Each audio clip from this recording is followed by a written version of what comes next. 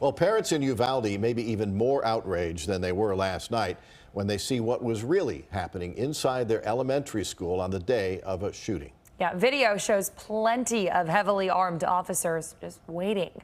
Dan is live with that story. Dan.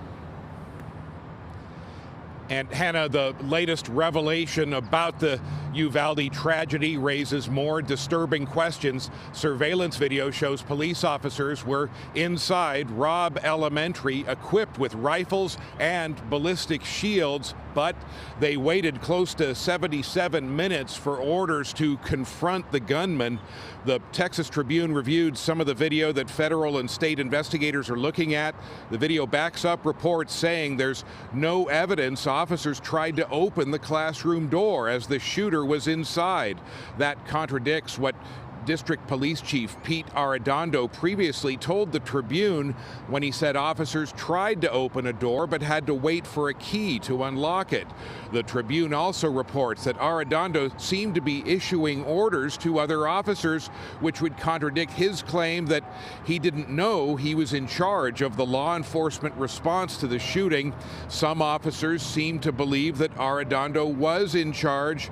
Last night, community members in Uvalde expressed their frustration at a school board meeting. I want you to think about something. I want you to think about what they could have been feeling, what they could have been thinking about. Where are my parents? Where's the police? The people that are designed to protect them, the people that are trained to protect them, nowhere to be found. So I implore you, all of you, to do what is right. Remove Pete from your employment. Show us that you are Uvalde strong, that you are with the community, that you stand for what is right for our children. Brett Cross and his wife had been taking care of one of the students who was shot and killed, 10-year-old Uzziah Garcia.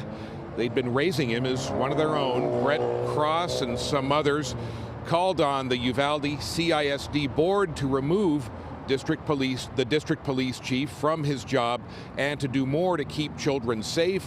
The board has not taken any action against Arredondo, and trustees have refused to comment about his status as an employee.